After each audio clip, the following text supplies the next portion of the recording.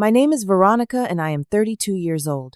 I still remember the sting of humiliation as my CEO Richard handed me that $5,000 check, smirking as he said, "Thanks for the $103 million payday." 3 years of building their security compliance program from nothing, and this was my reward. I nodded and took the check silently. But little did he know, I was the named certifier on their SOC 3 compliance, the linchpin of the entire acquisition. Sometimes power comes from the most unexpected places. Before I continue with my story of corporate justice, let me know where you are watching from in the comments below. And if this has ever happened to you, hit that like button and subscribe to join others who refuse to be undervalued. My journey into cybersecurity was not accidental. I graduated with honors from the University of Michigan with a degree in computer science before earning my master's in cybersecurity from Georgia Tech. After graduation, I spent 2 years at First National Bank, building their security protocols, followed by 3 years at Quantum Financial, where I led the implementation of their SOC 2 compliance framework. By 29, I had built a solid reputation in financial security compliance. It was during a cybersecurity conference in Chicago that I met Amanda Wilson, the Chief Operating Officer of Digitrust Solutions, a rising fintech company specializing in payment processing software. Their company had been growing rapidly, but struggled with security compliance issues that were becoming a barrier to landing bigger clients. "We need someone with your expertise," Amanda told me over coffee. "Our current security team is good with day-to-day operations, but we need leadership on compliance frameworks, especially if we want to expand into healthcare and government contracts." The pitch was compelling competitive salary equity options and the chance to build a security program from the ground up. Amanda had painted a picture of a collaborative environment where my work would be valued and rewarded as the company grew. "When we hit it big, everyone who helped build this company will share in that success," she promised. "Richard believes in rewarding the people who get us there." Richard Thompson, the CEO, called me personally the next day to seal the deal. He was charming and visionary, talking about how security compliance would be a cornerstone of their growth strategy, not just a checkbox exercise. I was sold on the opportunity and joined Digitrust the following month. The reality of Digitrust was both better and worse than I had expected.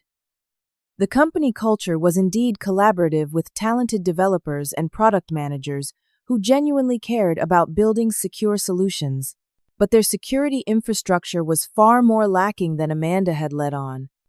My first 6 months were spent putting out fires, documenting critical vulnerabilities, and building basic security protocols that should have been in place years ago.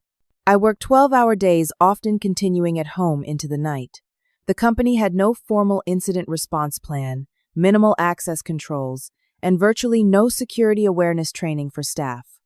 Grace Chen, our lead developer, became one of my closest allies. She understood the importance of building security into the product rather than tacking it on at the end. The last security guy just said no to everything without explaining why. She told me during one late-night coding session, "You actually help us find solutions instead of just pointing out problems." Harrison Wade, our operations director, was initially more resistant but came around after I helped his team navigate a potential data breach that could have been catastrophic for the company. What could have been a major incident was contained to a minor issue with proper documentation that actually impressed a prospective client during their security review. "You saved our asses on that one," Harrison admitted. "I get why we need this stuff now." Jared Phillips, our sales lead, was perhaps the most enthusiastic supporter once he realized that our improved security posture was opening doors with bigger clients. "The second you got that ISO certification for us, I closed 3 enterprise deals that had been stuck in procurement for months," he told me during a company happy hour. "You are literally making it rain commissions over in sales." Richard seemed pleased with my progress too. In the early days, he would stop by my desk to ask questions about security frameworks and compliance requirements. He even invited me to present at board meetings, introducing me as the security wizard who is transforming our company. The first big milestone came 18 months after I joined, when we successfully completed our SOC 2 audit. It was a grueling process that required documentation of hundreds of controls extensive policy writing, and training the entire company on new procedures. I worked 80-hour weeks for months, leading up to the audit, coordinating with every department to ensure we were prepared. When the auditors delivered their clean report with 0 exceptions, Richard took the entire company out for a celebration dinner. He raised a toast to me personally, saying Veronica has single-handedly elevated this company to the next level of professionalism and trust. This certification will open doors we could not even approach before. Building on that success, I proposed we pursue SOC 3 compliance, which would allow us to publicly display our security credentials and market our trusted status. SOC 3 is particularly valuable for companies looking to be acquired, as it provides third-party validation of security practices that acquirers can rely on during due diligence. Do it, Richard said immediately when I presented the proposal. Whatever resources you need, just ask. This could be a game changer for us. The SOC 3 certification process was even more intensive than SOC 2, requiring additional controls and more rigorous testing. I built a small team, bringing on 2 security analysts, Eliza and Marcus, to help manage the expanding compliance program. We worked tirelessly for another 6 months to prepare for and complete the certification. A key aspect of SOC 3 certification is the named certifier, the individual whose professional credentials and reputation stand behind the certification. As the leader of our security program and the most qualified professional on staff, I became the named certifier for Digitrust. My name and professional license literally on the documentation that verified our security practices. When we finally received the SOC 3 certification, the company threw a massive party at an upscale restaurant downtown. Richard was ecstatic, hugging me and saying loud enough for everyone to hear, "This woman right here is going to make us all rich." It was during this celebration that the first mention of acquisition talks came up. Richard clinked his glass for attention and made a cryptic announcement. "I cannot say much at this stage, but our enhanced security posture has attracted some very interesting attention from potential strategic partners. If things go the way I think they might, everyone in this room will be very well taken care of." The room buzzed with excitement. Acquisition rumors in a tech company usually meant potential paydays for employees with equity or retention packages. I felt a surge of pride, knowing that my work had directly contributed to increasing the company's value and attractiveness to potential buyers. Over the next few weeks, there was a noticeable uptick in visitors to the executive floor, men and women in expensive suits being ushered into the conference room for hours at a time. Richard became increasingly busy, canceling our regular security briefings and delegating more interactions to Amanda or Dennis, our chief technology officer. When I asked Amanda about the acquisition rumors, she smiled tightly and said, "Nothing is confirmed yet, but things are looking positive. Just keep doing what you are doing, Veronica. Your work is more important than ever right now." Despite the growing secrecy among the executive team, the general mood at Digitrust was optimistic. Water cooler conversations revolved around potential bonuses and stock option values. I tried to temper my own expectations, but it was hard not to get caught up in the excitement, especially since I had been granted options when I joined. That could be worth a significant amount if the company sold for a good price. But as the weeks passed, I began to notice subtle changes in how the executive team treated me. Richard no longer stopped by my desk for casual conversations about security. Meeting invites to executive planning sessions that I used to receive stopped coming. Even Amanda, who had recruited me and been my advocate, became vague and evasive when I asked about security planning for the potential acquisition. Still, I remained optimistic. I had built something valuable at Digitrust, transforming their security posture and directly enabling their growth. Surely that contribution would be recognized and rewarded when the big announcement came. I had no idea how wrong I was about to be. The acquisition announcement came on a Tuesday morning. Richard called an all-hands meeting in the largest conference room with video links for remote employees. As we filed in, there was a palpable excitement in the air. Richard stood at the front of the room, flanked by Amanda and Dennis, all three looking like cats who had swallowed canaries. I am thrilled to announce that Digitrust Solutions has entered into a definitive agreement to be acquired by Meridian Technologies for $103 million. Richard announced, his voice barely containing his glee. The room erupted in cheers and applause. Meridian was a publicly traded technology conglomerate with a stellar reputation. Being acquired by them was not just a financial win, but a validation of everything we had built. Richard popped champagne that had been hidden under the conference table, and paper cups were passed around. As the initial excitement settled, he began to outline some details of the deal. Meridian was particularly impressed with our client list, our payment processing technology, and most importantly, our security certifications, Richard explained. They specifically mentioned our SOC 3 certification as a key factor that made this deal possible at this valuation. My heart swelled with pride. My work had directly contributed to the company's value. I caught Amanda's eye across the room, expecting some acknowledgement, but she quickly looked away, focusing intently on something Richard was saying about the sales team's contribution. Jared and his team have built relationships with clients that Meridian finds extremely valuable. Richard continued, raising his cup to the sales team. Their work has been instrumental in making this deal happen. The sales team received a round of applause, followed by similar recognition for the product development team led by Grace. As Richard continued praising various departments, I waited for him to mention the security team and our contribution through the certifications he had just highlighted as crucial to the deal. But the acknowledgement never came. Richard wrapped up the formal announcement with, "The deal is expected to close in 30 days, subject to the usual approvals and conditions. Until then, it is business as usual, with a few transition teams that will be announced shortly." As the meeting broke up and people celebrated in small groups, I overheard a conversation that made my blood run cold. Richard was speaking with Maxwell Conrad, our chief financial officer, in what they thought was a private corner. "The final equity distribution was approved by the board last night," Maxwell said quietly. "Your share comes to $15 million. Amanda gets 7, I get 5, and Dennis gets 4. Richard nodded, looking pleased. "The retention packages for the senior technical staff have also been approved. We need to lock down the top 20 developers before the news breaks publicly." I slipped away before they noticed me, my mind racing.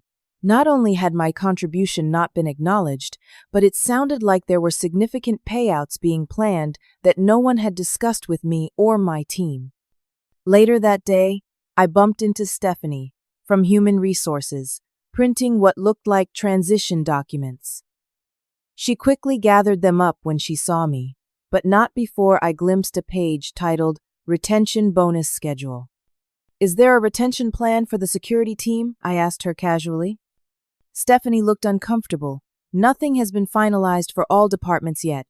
I am sure Richard or Amanda will discuss that with you soon." But neither Richard nor Amanda approached me about retention or transition plans. After 2 days of silence, I requested a meeting with Amanda to discuss the security team's role in the acquisition. Amanda's office had always been open to me, but when I arrived for our meeting, her assistant intercepted me. "She is on a call right now, but asked me to let you know she will be with you in a few minutes." 20 minutes later, Amanda finally emerged from her office with Dennis. They both gave me tight smiles as Dennis left, and Amanda ushered me in. "Sorry about the delay," she said, not sounding particularly sorry. "Things are crazy with the transition planning." "That is actually what I wanted to discuss," I said. "I have not heard anything about plans for the security team during and after the acquisition. Given that our SOC 3 certification was highlighted as a key value driver, I wanted to understand how we will maintain our compliance posture through the transition." Amanda's response was vague and evasive. "Meridian has its own robust security team, as you might expect. There will certainly be some integration of functions, but those details have not been finalized.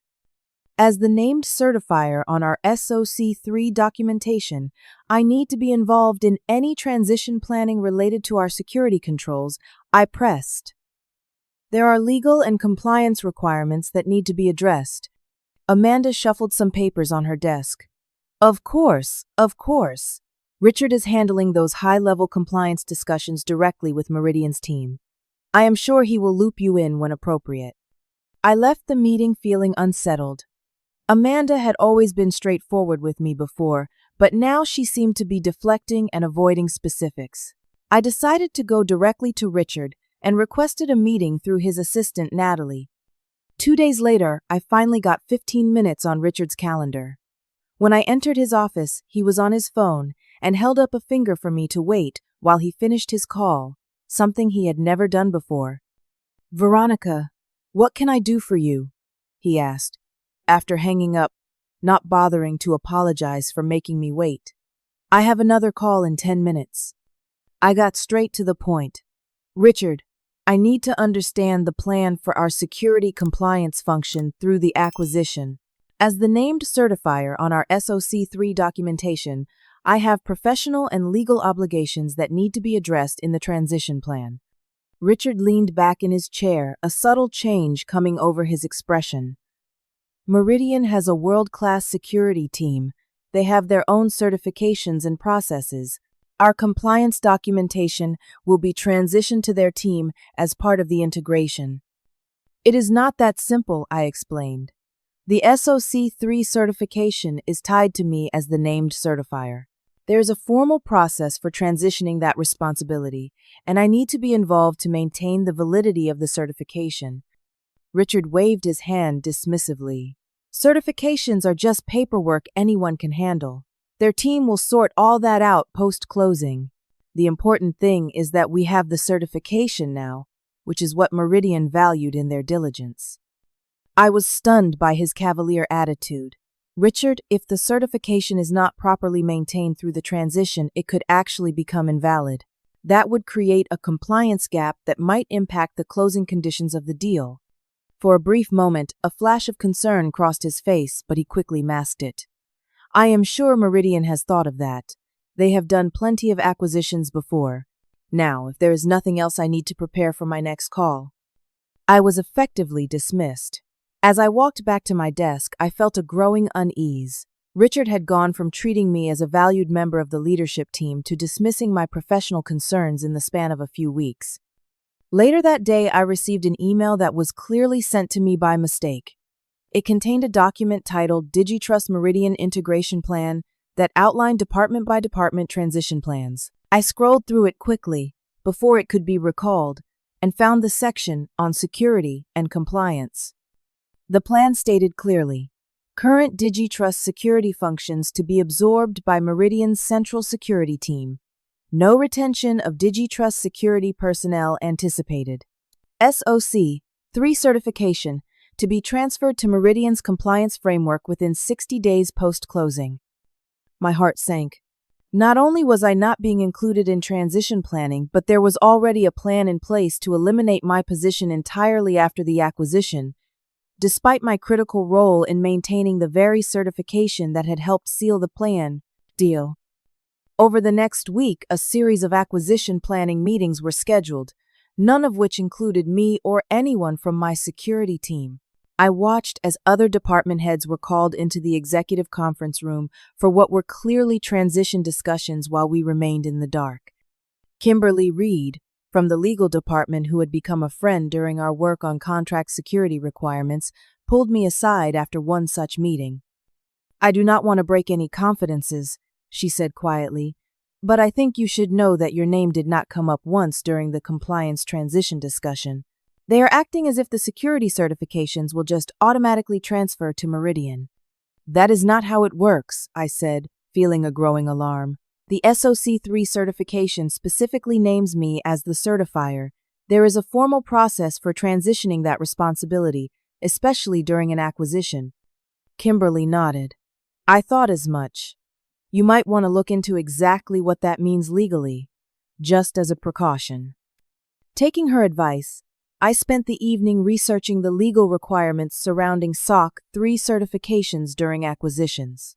What I found confirmed my concerns and revealed just how important my role actually was. As the named certifier, my professional credentials were legally attached to the compliance certification. The certification could not simply be transferred to another company without my involvement and formal sign-off. Moreover, if I were to leave the company, there was a required transition period during which I would need to work with the new certifier to ensure continuity of controls. Most importantly, I discovered that the acquisition contract specifically mentioned the SOC 3 certification as a condition of closing. I had not seen the actual contract, but Kimberly had mentioned this detail, and my research confirmed that this was standard practice when security certifications were part of the valuation basis. The next day, I overheard a conversation that confirmed my suspicions.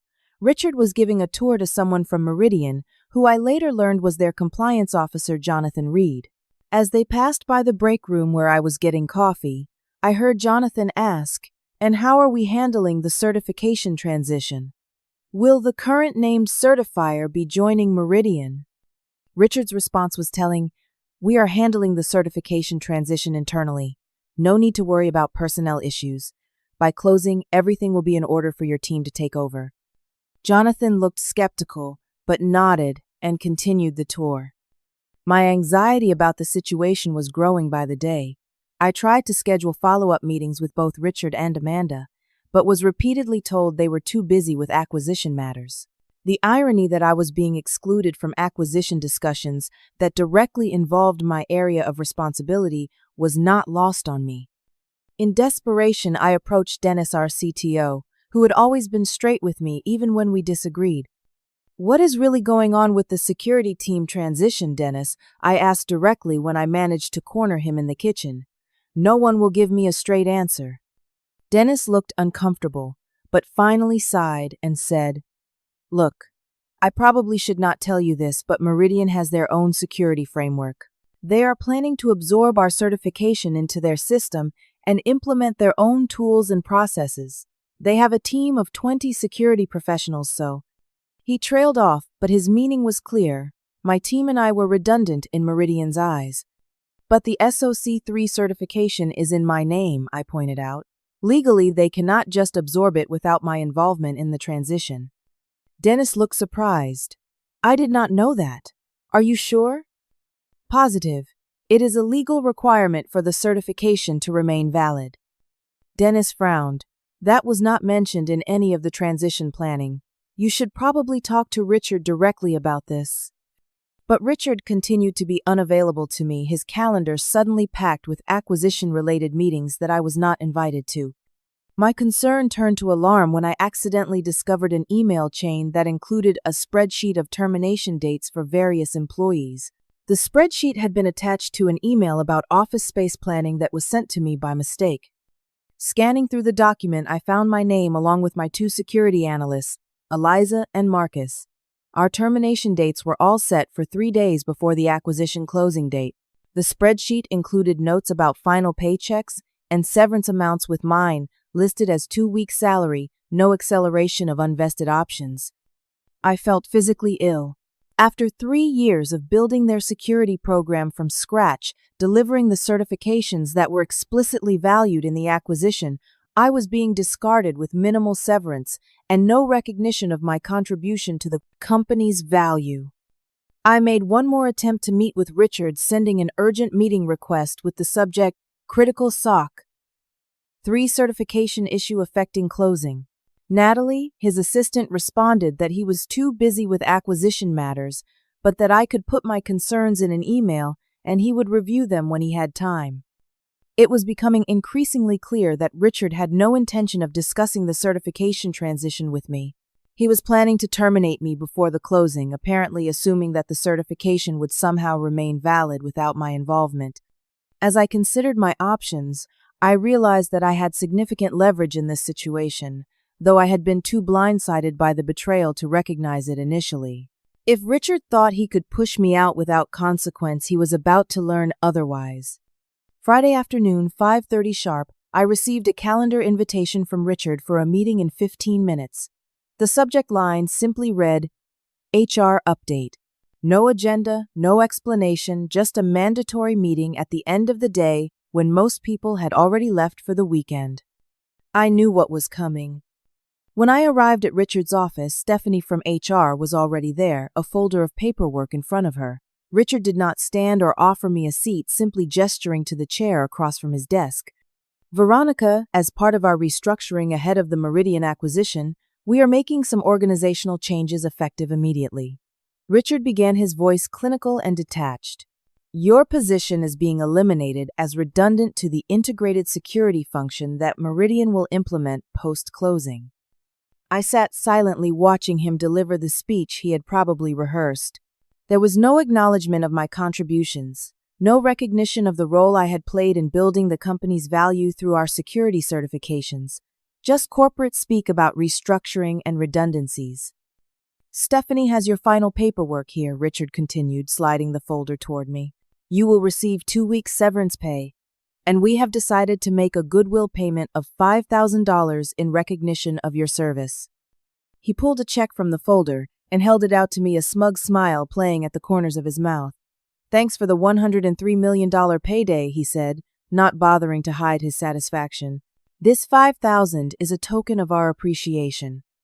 I took the check silently, noting that it was exactly the amount listed on the termination spreadsheet I had seen. No negotiation, no consideration of my actual contribution to the deal, just the minimum they thought they could get away with. This is business, not personal, Veronica, Richard added, though his tone made it clear it felt very personal to him. Meridian has their own security team. Your role simply will not exist in the new structure. I looked at the check, then back at Richard, considering whether to confront him about the certification issue right then. But something told me to hold that card close for now. Is there anything else? I asked quietly. Richard seemed surprised by my calm acceptance. He had probably expected tears or protests. No, that is all. Philip from security will escort you to your desk to collect your personal items and then see you out of the building.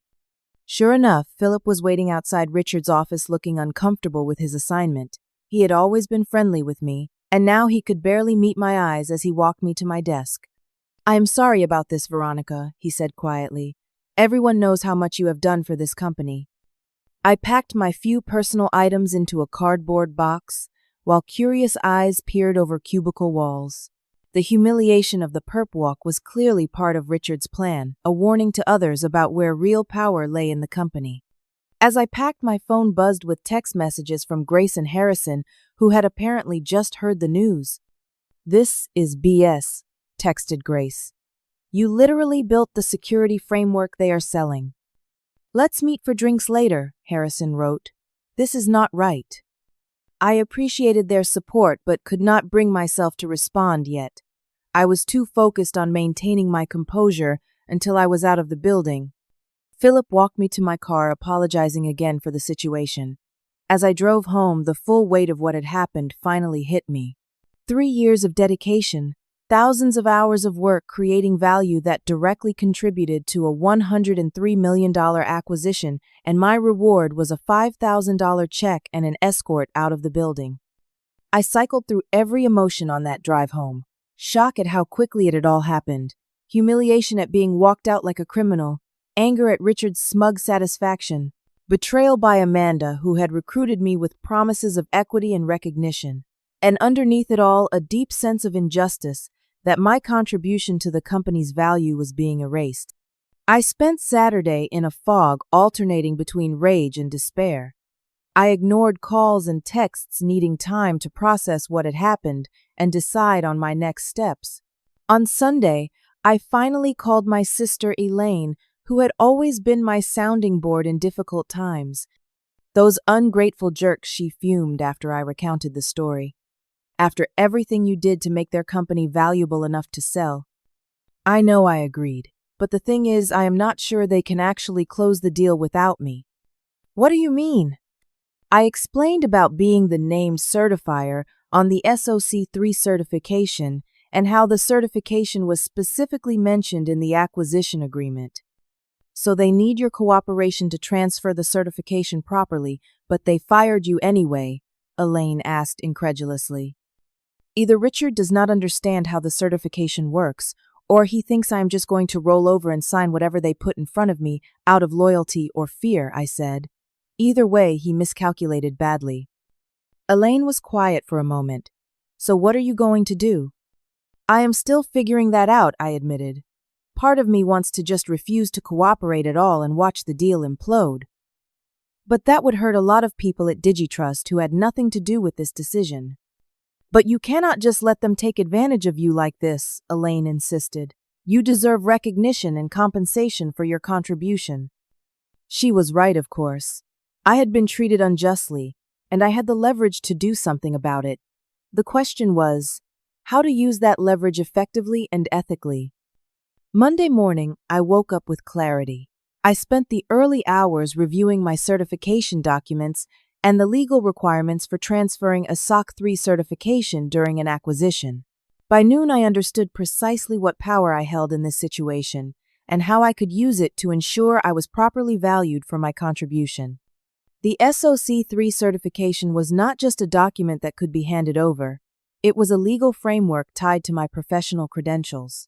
Without my cooperation in the transition process, the certification would effectively become invalid at closing, which would likely violate a key condition of the acquisition agreement. Richard had made a critical error in assuming he could discard me without consequences. Now, I would need to decide exactly how to respond to that error in a way that was both effective and ethical. The first step in my plan was to understand exactly where I stood legally. I scheduled a consultation with Blake Peterson, an attorney specializing in technology law who had been recommended by a former colleague. Based on what you have told me, you are in a surprisingly strong position, Blake said after I explained the situation. As the named certifier on a SOC 3 certification that is material to an acquisition, you have significant leverage. What exactly are my rights and responsibilities here? I asked.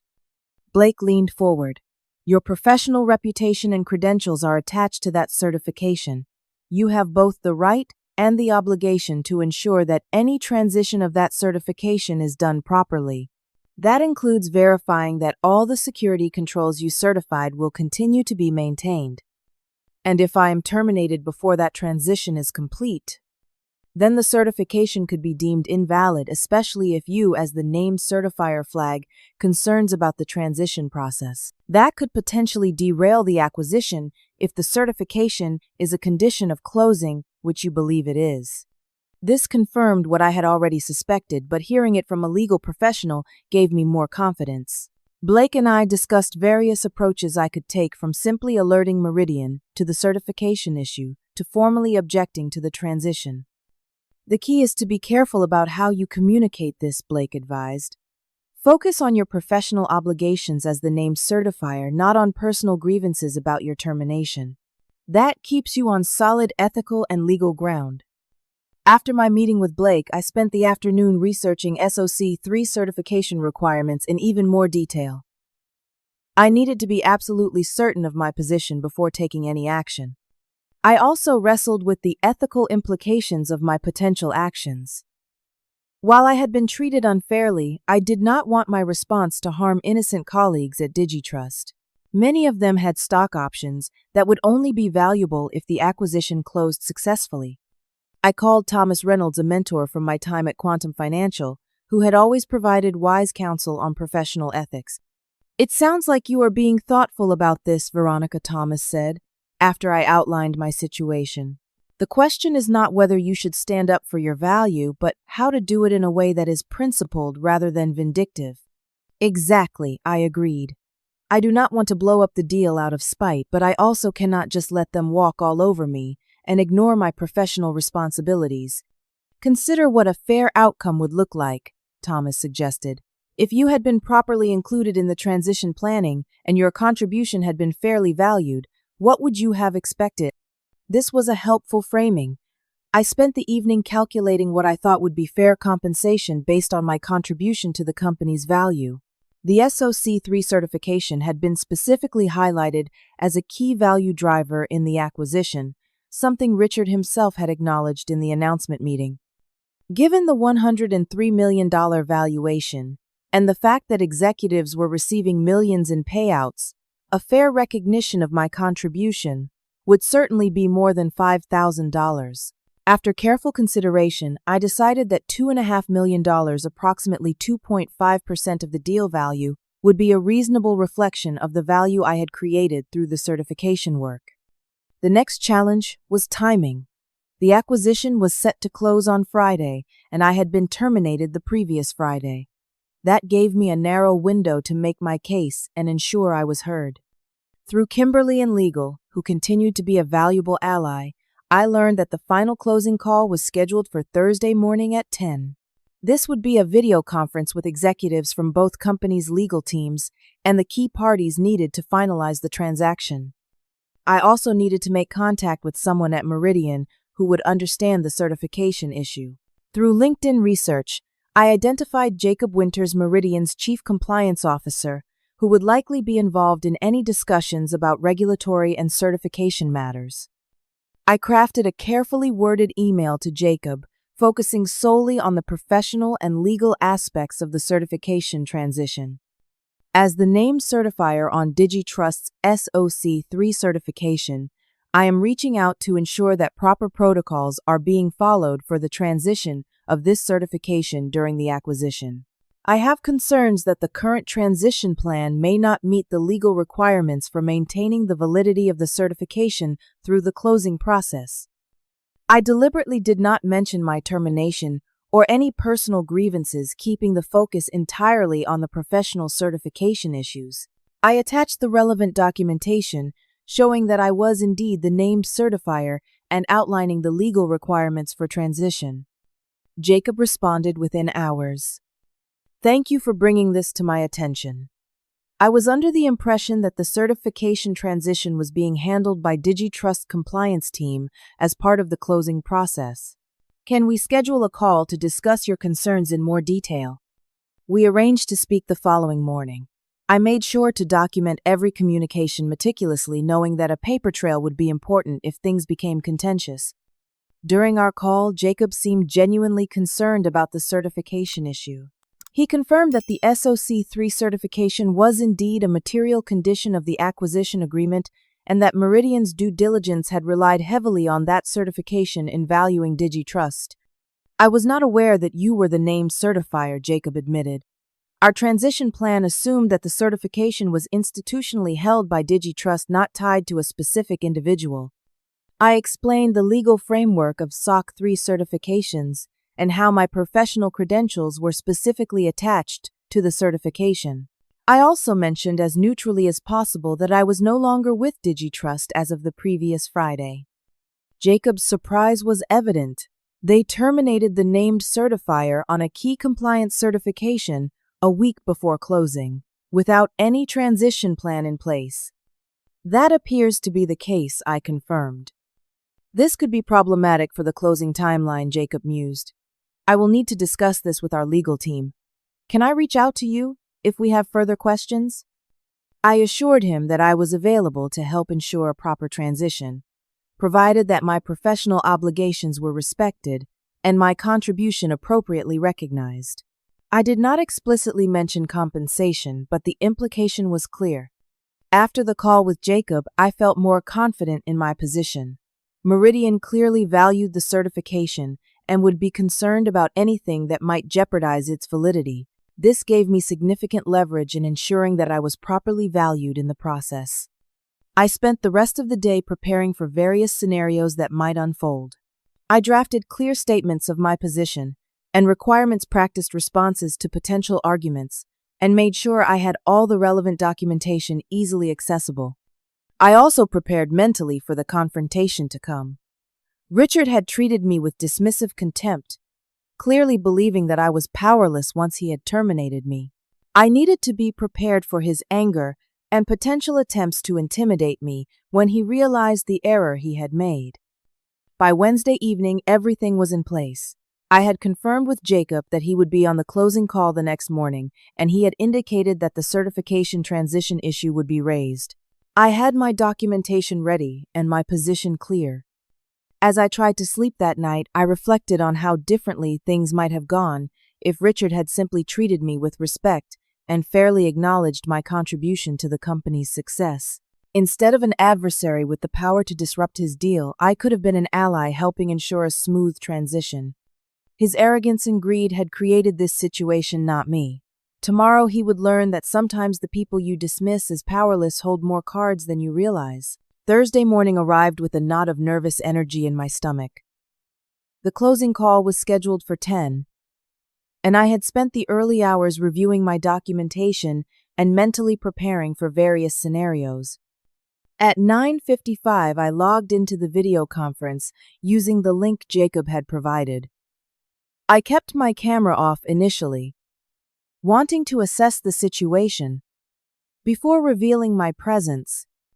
As participants joined the call, I recognized familiar faces: Richard, Amanda, and Maxwell from Digitrust, Jacob and several other executives from Meridian, and a collection of attorneys from both sides. Everyone looked polished and professional, with an air of anticipation about the momentous transaction they were about to complete. At precisely 10, the lead attorney from Meridian, Catherine Blackwell, called the meeting to order. Good morning, everyone. We are here to finalize the acquisition of Digitrust Solutions by Meridian Technologies for the agreed-upon sum of $103 million. All pre-closing conditions have been met, and we are ready to proceed with the final documentation. Richard's face showed barely contained excitement. This was his moment of triumph, the culmination of years of work and no doubt the payday he had been anticipating. Catherine continued, "Before we proceed with the signing, I will ask each party to confirm that all closing conditions have been met from their perspective. Jacob, as compliance officer for Meridian, can you confirm that all regulatory and compliance requirements have been satisfied?" This was the moment. Jacob cleared his throat, looking slightly uncomfortable. "Actually, Catherine, we have a potential issue with the SOC 3 certification that was part of the due diligence materials. It has come to our attention that the named certifier on that certification is no longer with Digitrust, which raises questions about the validity of the certification through the closing process." Richard's expression shifted instantly from excitement to confusion. "What are you talking about? The certification is valid and in place. It belongs to the company, not to any individual." Jacob shook his head. "That is not correct, Richard. SOC 3 certifications are tied to the named certifier, the individual whose professional credentials stand behind the certification. If that person leaves the company, there is a required transition process to maintain the validity of the certification." Catherine looked concerned. "This is the first I am hearing of this issue. The SOC 3 certification is specifically mentioned in Section 7.3 of the acquisition agreement as a material condition of closing. This is just a paperwork technicality," Richard insisted, his voice rising slightly. "The security controls are all still in place. Nothing has changed except a personnel matter." "Who is the named certifier in question?" Catherine asked. Jacob looked directly at the camera. "Veronica Taylor, the former security compliance director at Digitrust." All eyes turned to Richard, who was now visibly flustered. Veronica was part of a planned restructuring ahead of the integration. Her role was redundant with Meridian's security team. "Redundant or not," Jacob replied firmly, "she was the named certifier on a material compliance certification. Without a proper transition of that certification, we cannot proceed with closing as scheduled." I decided this was the moment to make my presence known, and turned on my camera. "If I may," I said calmly. The reaction was immediate. Richard's eyes widened in shock, and Amanda audibly gasped. "Miss Taylor," Catherine acknowledged. "I understand you have information relevant to this issue." "Yes," I confirmed. "As the named certifier on Digitrust's SOC 3 certification, I can confirm that no transition process was initiated prior to my departure from the company last Friday. Under the requirements of the certification framework, this puts the validity of the certification in question." Richard's shock was quickly turning to anger. "What is the meaning of this, Veronica? You were not invited to this call." "Actually," Jacob interjected, "I invited Miss Taylor to join us after she raised concerns about the certification transition. As the named certifier, she has professional obligations regarding the proper transfer of the certification." Catherine looked troubled. "This presents a significant issue for our closing timeline. The certification was a key factor in our valuation and due diligence." "This is ridiculous," Richard sputtered. "She is just disgruntled about being let go and trying to disrupt the deal." I maintained my professional composure. My only concern is ensuring that my professional obligations as the named certifier are properly fulfilled.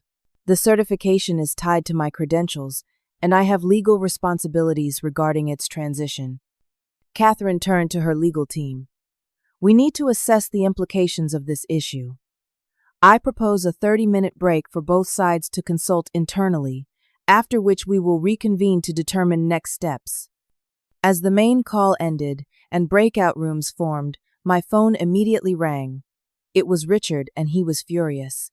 "What the hell do you think you are doing?" he demanded. "Are you trying to sabotage this deal out of spite?" "I am ensuring that my professional obligations are met," I replied calmly. "As I tried to tell you last week, the SOC 3 certification cannot simply be transferred without my involvement. That is not spite. It is a legal requirement." "What do you want?" Richard asked bluntly, his tone shifting from anger to calculation. "Is this about money?"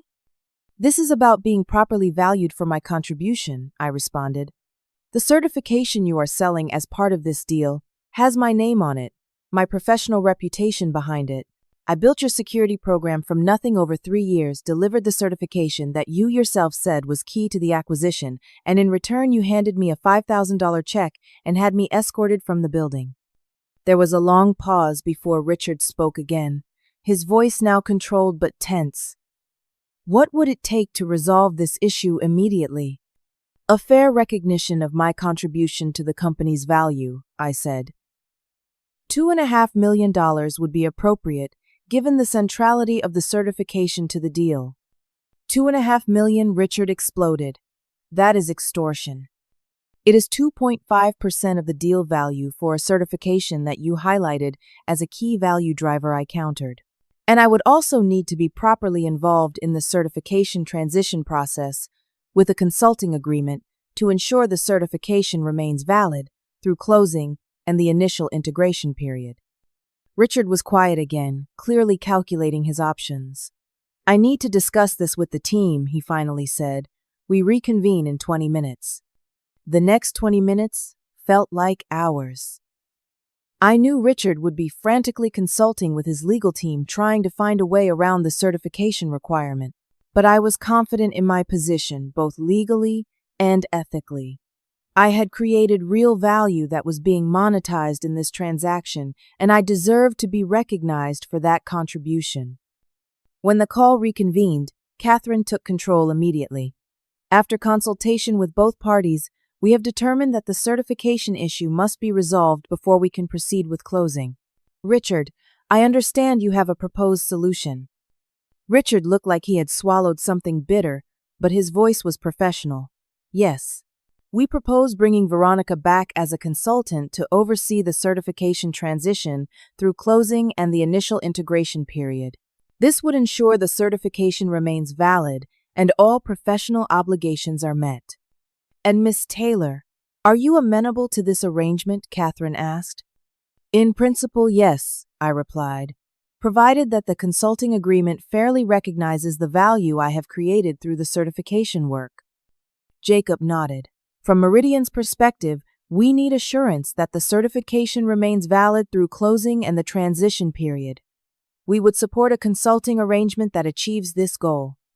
Catherine turned to the legal teams. "Please work with both parties to draft the necessary agreements immediately. We will reschedule the closing call for tomorrow morning contingent on this issue being resolved." As the call ended, I received a calendar invitation for a meeting with Richard, Amanda, and Digitrust's attorneys in 1 hour. The battle was not over yet, but I had successfully established my leverage and forced them to take my position seriously. The negotiation that followed was tense, but productive. Digitrust's attorneys had clearly advised Richard that he had no choice but to reach an agreement with me if he wanted the deal to close on schedule. After 2 hours of back and forth, we reached terms. 1. A consulting agreement that would run for 90 days post-closing, during which I would oversee the transition of the SOC 3 certification to Meridian's compliance framework. 2. Compensation of $2 million, slightly less than my initial ask, but still a fair reflection of my contribution to the deal value.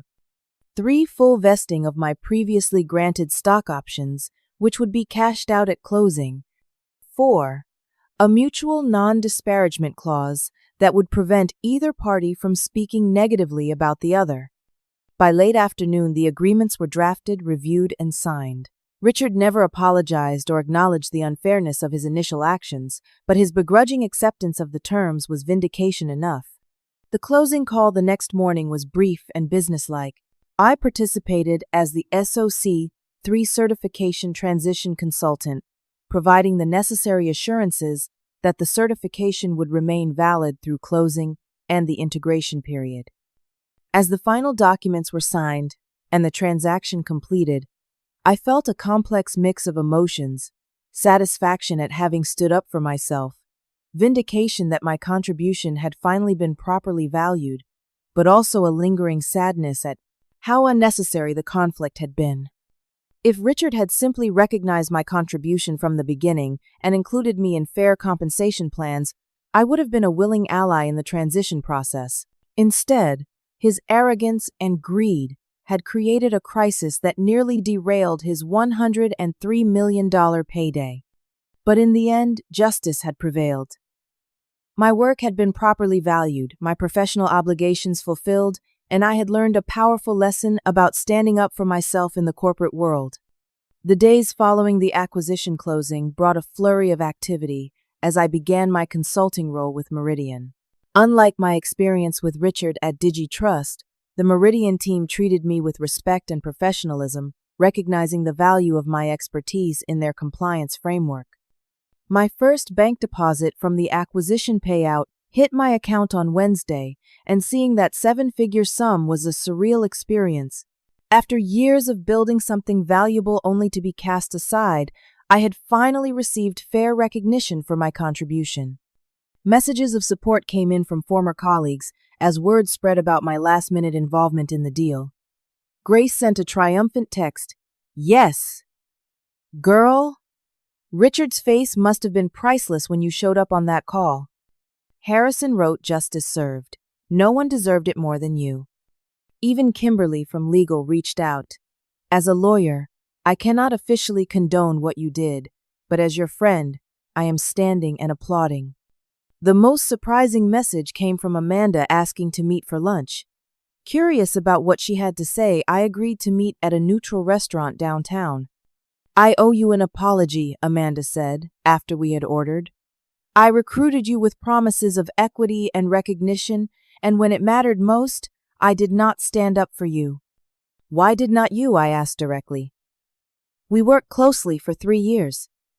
You knew how important my work was to the company's value." Amanda sighed. It was complicated. Richard had convinced the board that the executive team deserved the lion's share of the acquisition proceeds. When I suggested that you and a few others deserved significant retention packages, he shut it down completely, said if I pushed it, he would revisit my own allocation. "So you chose your $7 million over doing the right thing." I observed, not as an accusation, but as a simple statement of fact. "Yes," she admitted, looking genuinely uncomfortable. "It was not my finest moment. For what it is worth, I think what you did took incredible courage, and I am glad you got what you deserved in the end." While Amanda's apology did not undo the betrayal, it did provide some closure. Corporate politics had corrupted someone who I had genuinely respected, a sobering reminder of how money can change people's values and behavior. Over the following weeks, I completed my consulting work with Meridian, ensuring a smooth transition of the security certification to their compliance framework. Working with Jacob and his team was refreshing after the toxic environment that Digitrust had become in its final days. "You know we have an opening for a senior director of global compliance," Jacob mentioned during one of our transition meetings. "Someone with your experience would be an asset to our team." While the offer was tempting, I had been considering a different path forward. The entire experience had shown me that my expertise was more valuable than I had realized, and that corporate structures often failed to properly recognize and reward specialized skills like mine. Thank you for the offer, I told Jacob, but I have decided to start my own compliance consulting practice. There are a lot of growing companies out there who need expertise in security certification but cannot afford a full-time specialist. Jacob nodded understanding. That makes sense. And if it helps, Meridian would be happy to be your first client. We have several subsidiaries that could use your expertise on a project basis. With Jacob's endorsement and the financial cushion from my acquisition payout, I launched my own consulting firm specializing in security compliance for technology companies. Within 6 months, I had 5 clients, a small team of associates, and was generating more income than I had made at Digitrust while maintaining control over my work and my value. 1 year after the acquisition, I ran into Richard at a technology conference in San Francisco. He was there representing his new venture, a startup he had founded with some of his acquisition proceeds. For a moment, our eyes met across the exhibition hall, and I could see the recognition and discomfort in his expression. He quickly turned away, avoiding any interaction. I felt no animosity toward him, only a sense of professional satisfaction. Richard had underestimated me and paid the price for his arrogance. More importantly, he had taught me a valuable lesson about knowing my worth and standing up for it, a lesson that had transformed my career and my life. Looking back on the whole experience, I realized that the true value of what happened was not just the financial compensation, though that was certainly life-changing. The real value was in the confidence I gained in my own expertise and the courage to demand proper recognition for it. In the corporate world, your value is often determined by your willingness to assert it. Technical experts like me sometimes underestimate our contribution, focusing on the work rather than its value to the organization. But as I learned through this experience, knowing your worth and being willing to stand up for, it is not just about fair compensation, it is about professional dignity and respect. The acquisition of Digitrust by Meridian changed many lives, including mine, though not in the way Richard had intended. He had planned to discard me with a token payment while he pocketed millions, but instead he learned a powerful lesson about the true nature of value in the modern business world. Sometimes the most valuable asset is not the one that shows up most visibly on the balance sheet. Sometimes it is the person whose name appears on a critical certification, whose expertise makes everything else possible, whose contribution creates the foundation for success. I still have that $5,000 check Richard handed me, framed on the wall of my office. It serves as a daily reminder of the importance of knowing your value and having the courage to stand up for it, even when those with apparent power try to diminish you. Have you ever been in a situation where your contribution was undervalued? What did you do about it? I would love to hear your stories in the comments below. And if you found my experience helpful in thinking about your own professional value, please hit that like button and subscribe for more stories about navigating corporate politics and standing up for yourself in the workplace. Remember, knowing your worth is the first step to achieving it. Thank you for listening to my story, and I wish you the confidence to recognize and assert your true value in whatever you do.